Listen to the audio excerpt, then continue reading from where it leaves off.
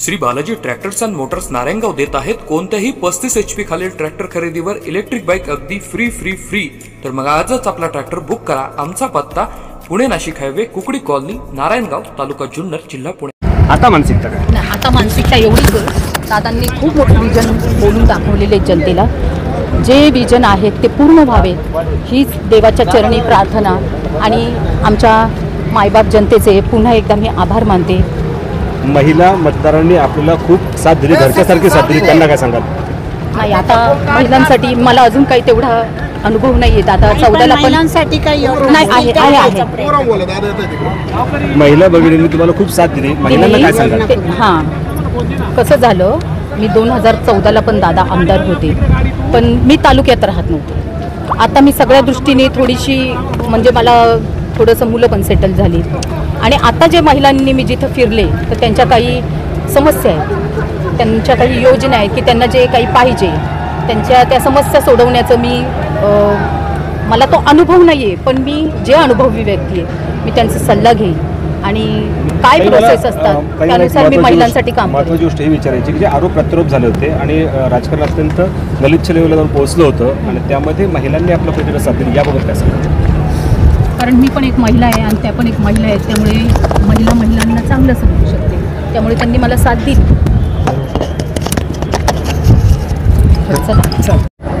दादांचा विजय झाला, या विजयामागे तुमचं किती योगदान आहे, कसं? हा विजय सर्वसामान्य जनतेचा आहे। इलेक्शन स्टार्ट झाल्यापासून ही सर्वसामान्य जनता गेल्या पंचवार्षिकला दादा आमदार नसल्यामुळे सर्वसामान्य जनता 2019 पासून तयारी करत होते की दादा आमदार व्हावेत। याच्यात या इलेक्शनला ना पुढारी ना कोणी, सर्वसामान्य जनतेने इलेक्शन हातात घेतली आणि दादांना विजय मिळवून दिला आहे। आत्तापर्यंतच्या निवडणुकीत इतका खालच्या पातळीवर प्रचार झाला नव्हता, प्रचार कसा पाहिला? त्या प्रचारामुळे सहानुभूती मिळाली, सर्वसामान्य जनता ही पेटून उठली, सर्वसामान्य जनता पेटून उठून हा विजय ताब्यात घेतला आहे सर्वसामान्य जनतेने।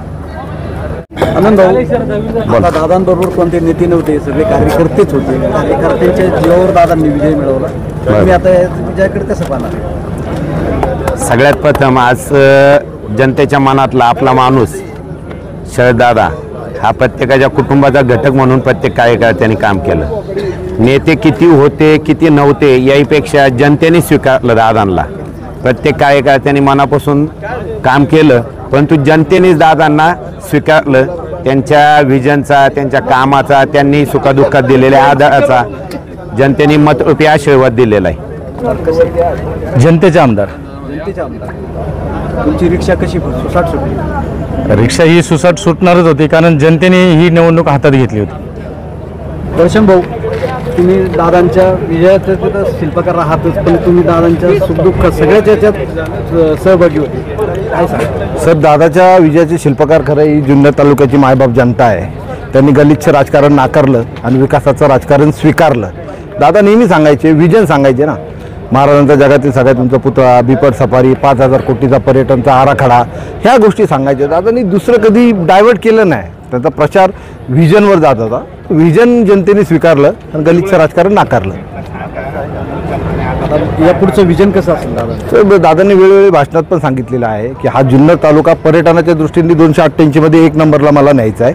5000 कोटीच्या आराखड्यावर त्याचं ऑलरेडी काम चालू होतं, मोस्ट ऑफ पूर्ण झालेलं आहे। तो आराखडा घेऊन ते लवकरच CM साहेबांची भेट घेतील आणि पुढची वाटचाल करतील। तालुका पर्यटनाच्या दृष्टीने 1 नंबरला नेणार, कारण त्यांना शरद सोनवणे म्हणतात। संजय मामा, शरद दादा आमदार झाले, काय सांगाल? 1 नंबर आनंद, चांगला आनंद वाटला।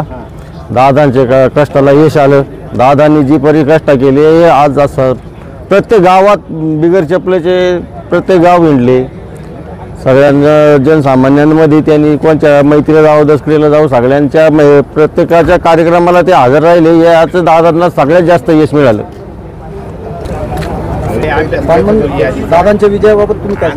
दादांचा विजय म्हणजे हा साऱ्या मायबाप जनतेचा विजय आहे। दादा मुंबईवरून साधारणपणे 2004-2005 मध्ये आले, त्यावेळेस निलेश भाऊ चव्हाण, मी स्वतः आम्ही सामुदायिक विवाह सोहळ्यामध्ये दादांच्या बरोबर आम्ही काम केलं आणि आम्ही एवढं खुश आहे का दादांनी बिगर चप्पल घालता माझ्या मायबाप जनतेची सेवा केली आणि हे दादा अख्ख्या जगात दादांनी छत्रपती शिवाजी महाराज यांचं सगळ्यात उंचीच्या पुतळ्याचं नाव केलं. हे दादांचं मनापासून आभार मानतो. साहेब, पहिल्यापासून तुम्ही दादांबरोबरच राहिले. तुमचे मित्र बाबूभाई पटेलनी सचिन दादांनाही किंमत दिला, तरी तुम्ही दादांबरोबर राहिले. कशाने तरी साहेब, या बाबतीत जर पाहिलं तर सत्यशील दादा माझे एकदम जीवलग मित्र आहेत. पण बऱ्याच वेळा आपण ज्या माणसाच्या पाठीमागे जातो त्याचं विजन काय आहे, त्याचं कर्तृत्व काय आहे हे आपण पाहायला लागतं. बऱ्याच वेळा परीक्षेत मुलं पास होतात, पहिला नंबर कोणाला द्यायचा, ज्याला सगळ्यात जास्त मार्क आहेत त्याला. शरददादांचं विजन आणि त्यांचं काम पाहून मला वाटलं की तालुक्याचा सर्वांगीण विकास करण्यासाठी शरददादा एक सक्षम नेतृत्व आहे, म्हणून मी त्यांच्यासोबत राहील. यापुढे म्हणजे त्यांचे तुम्ही कायदेशीर सल्लागार म्हणून कोणता सल्ला देऊ शकता? कायदेशीर सल्लागार म्हणण्यापेक्षा मी तर इथून मागे होतो आणि इथून पुढे आहे, त्यांना जी काही कायदेशीर गरज लागेल. आणि सल्लाच जर द्यायचा म्हटलं तर त्यांचा जो आजपर्यंत आपण पाहिले, म्हणजे सगळ्यांनी सांगितलं की पर्यटन तालुका जुन्नर करायचा. याच्या आधी जर आपण पाहिलं तर मावळात कुणी जात येत नव्हतं. पर्यटन तालुका जसं झालाय, गर्दी वाढली, लोकांना रोजगार मिळतोय. शिवाजी महाराजांचा पुतळा जो जगातला सर्वात उंच आहे तो उभा राहतोय, किंवा बिबट सरपारी यासारखे जे प्रोजेक्ट आहेत ते दादांनी फक्त पूर्णत्वालाच न्यावेत, हाच एक सल्ला. याच्या पलीकडे काही. माझ्या हो, तुमच्या गावचे मित्र, तुमचे मित्र आज आमदार झालेत, काय सांगा? दादांना फक्त वैयक्तिक मैत्रीत मानता येणार नाही. दादांचा हा विजय हा तळागाळातल्या प्रत्येक तळागाळातल्या नागरिकाचा विजय आहे आणि तो त्यांनाच खऱ्या अर्थाने समर्पित करणार आहोत आम्ही. जे लहान म्हणजे गोरगरीब जनता आहे त्यांनी दादांचं विजन ओळखलं, त्यांच्यापर्यंत दादांना जायला यश मिळालं. आणि दादांचं विजन आहे की बाबा प्रत्येक गोष्टीत विचारपूर्वक निर्णय घेणे, प्रत्येक समाजातल्या कुठल्याही माणसाला आपल्या निर्णयामुळे अडचण येणार नाही, हा सर्वात महत्त्वाचा भाग. सगळ्या लोकांना घेऊन बरोबर चालले.